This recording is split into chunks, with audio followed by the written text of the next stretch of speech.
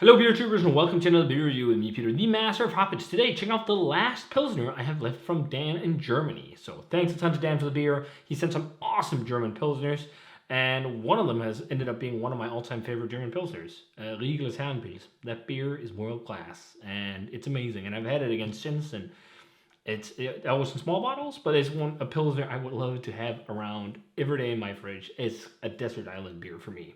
Or at least it has potential. And I think desert island beer is some of the best acclaim you can give a beer, pretty much. It's something you want to drink again and again. That being said, huge, crazy, fun barrel-aged stouts. They might be Hunnett's beers, but they might not be desert island territory, because would you want to sit on a desert island only drinking barrel-aged stouts, for example? Not me. I want to drink something easygoing and refreshing. But we're checking out the last one here from Waldhaus, Privatbrauerei Waldhaus, and this is the Diplom Pils. So this brewery is from South Schwarzwald in Waldhaus. And Schwarzwald, the Black Forest in Germany, you might know, like Black Forest Ghetto. The probably most famous beer from that area is probably Tannenzäpfle by Waldhaus. Waldhaus also makes a very good Pilsner. And they also do some very nice beers in general. But they are like probably the most famous brewery from the region. But I think Waldhaus might also be more popular. Looking at the website, it seemed a very up-to-date brewery, and it had a Brauereigasthof and everything. But I think Waldhaus is bigger. But this is 4.9%, and I like how they say in the back, like, we have no secrets. You can go and read up whatever you want about our beer on our website. And that's true.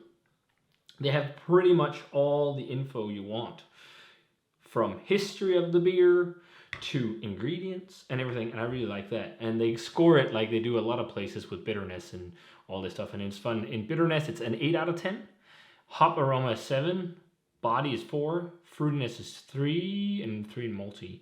But there's no mention of IBUs. But since it says 8, I think it's going to be out of 10. It's going to be quite bitter. It's made with water from, I think, their own well or some a well in Schwarzwald. And then the barley malt is from Baden-Württemberg and Rheinland-Pfalz. And then they use 100% natural hops from Tettnang. So Tettnang hops, Spalt, and Hallertau. So I'm guessing Hallertau Mittelfrüh / Hallertau is one of my favorite hops. Which means this could be one of the better ones for me. It's one of my favorite classic hops, Hallertau, for Pilsners. I think it just lends a beautiful floral bouquet. But I actually didn't know that was also just called Hallertau. I thought Hallertau and Hallertau Mittelfrüh were two different hops. But interesting. So I'm really looking forward to this now. Tettnang, that's also a great hop in Pilsners. And then Spalt, which was really cool in the Spalt Pilsner. But yeah, let's check out. So pours a very, very pale golden yellow in the glass. Nice streaming carbonation. It's like straw yellow. It's very clear. A little bit of chill haze. The head that's there is nice and marshmallowy. What's left, there's a little bit of a fluff in the middle. But when I poured it, it was just like this huge, beautiful head. It looked awesome. I have a feeling this is going to be a very nice Pilsner. So let's check out the aroma. Yeah, it's Mittelfrüh. Man, it's elderflower and citrus. This is exactly the hop bouquet I want in Pilsners. So, at least German ones. Like this really nice, supercharged floral citrus aroma. Like much more fruitiness. It's definitely also a little bit of peppery, and it has a little bit of that nasally herbal thing from Spalt. And I think pepperiness. Spalt also had some pepper, but also Tettnang is like peppery, but also a little bit citric. It smells really nice. Super clean and well lagered. There's like a doughy bready malt in this to me. Like freshly baked bread. It's not as crackery. It's quite doughy. And then just like a beautiful hop character. I don't think it's like crazy intense. Like Riegel Herrenpils was really aroma hop heavy. And this one is a bit more well balanced. It might also be something to do with the date of this beer. But it just smells like a really nice Pils. It smells really good. Really good. My saliva is gushing a bit. Let's try it. Cheers. And thanks a ton for these awesome Pilsners, Dan. This has been so fun.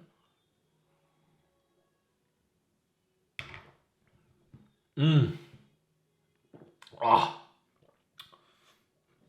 that's really tasty. I just want a little bit more hops. That's how it is always with me in Pilsners, it seems. Like, just a little bit more bitterness, a little bit more hoppiness. Like, I really love them when they're like 45 IBUs territory, plus minus, maybe plus minus 5. This feels a little less than that.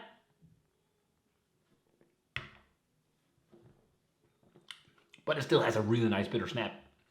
Really nice bitter, herbal, peppery snap to it. And I'll say it's actually more malty on the flavor than I imagined as well. It's like a lot of doughy malt, doughy bready malt, and a little bit of a sweet, just nice, sweeter malty flavor. Crisp Pilsner, sweet Pilsner malty flavor. No, DMS or any off flavors. Not even, for me, any sulfur really. There might be a subtle hint on the aroma, but it's super, super, super light. And I think actually it suits a lot of German Pilsners with sulfur in really, really minimal amounts. It almost seems like, instead of being really eggy, it just seems like slightly fruity, which is, I think it's interesting. Yeah, I'm definitely smelling a bit of it now, but I'm not really tasting it. Man, that's a crusher. A real crusher. So much nice bready flavor. I also think it definitely has that like Mittelfrüh-esque floral profile, but I want more of it. I want more hops. The hop character, like, it's just such a well-balanced Pilsner. The hop character, again, it's like this floral citrus thing, which I really like lemon and lemon pith, especially on the aftertaste with the bitterness. It's like lemon pithy and peppery and slightly herbal. And then like up front, it's all those fruity things, and then it transitions into that herbal, peppery spice that's left on the palate. What? English isn't my first language, but a great transition of flavors. Yeah, quite fruity up front, and then it transitions into that really nice herbal, spicy, peppery flavor, Kräuter. But up front, it really has lots of fruit, which are fruitiness, like that citrus and floral, almost elderflower vibe, which I love. I just think this needs more Mittelfrüh. That's all. It's just such a fantastic hop in my mind. But that being said, I think this is also aimed for somewhat balance, even though it's to the bitter side. Again, I don't think it's crazy bitter, but like there is a good balance between malt flavor and hops. It's also probably something to do with a bit of the age, maybe.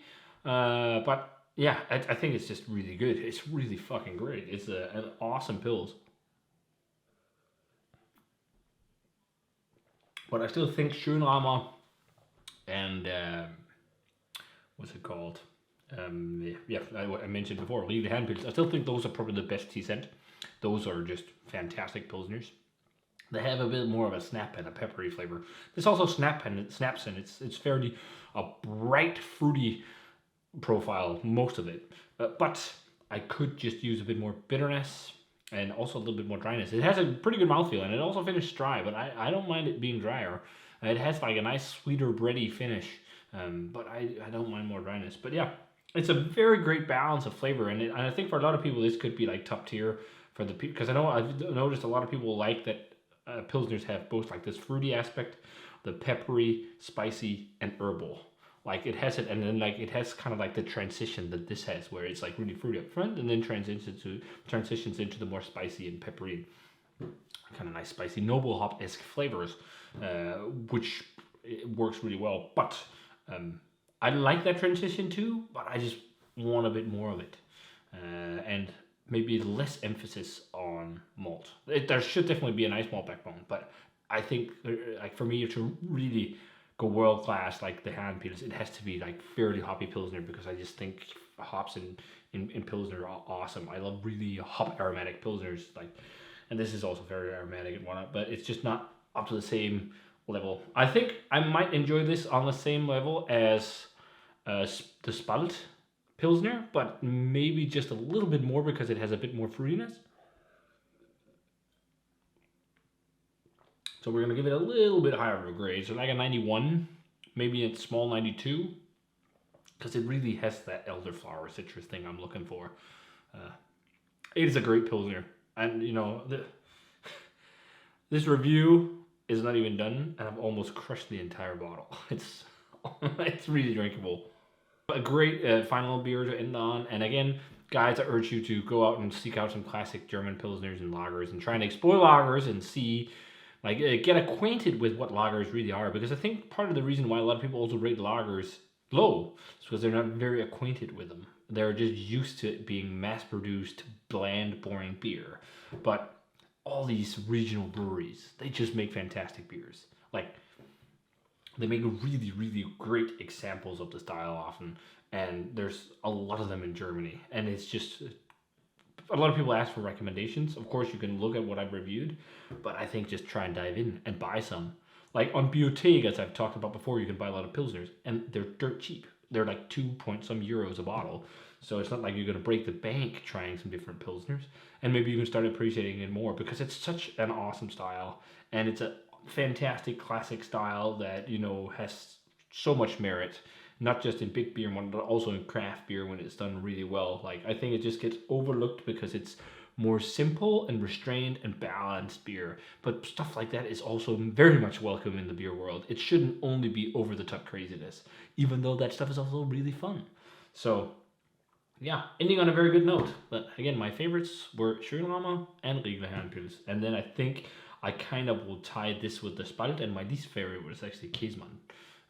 Just because it had a little bit of a husky grain profile. But yeah, very good stuff. So if you guys had a chance to try Waldhaus Diplom Pils, let me know what you thought of it. Thanks a ton again for this Pilsner Odyssey, Dan. This was really fun. And as always, remember to comment, subscribe, check out the Facebook fan page and Twitter and Instagram. Give this video a thumbs up if you enjoyed it. Ring the bell for future notifications about videos. And I'm going to say cheers in some fantastic German Pilsner. And see you guys in another beer review. Cheers.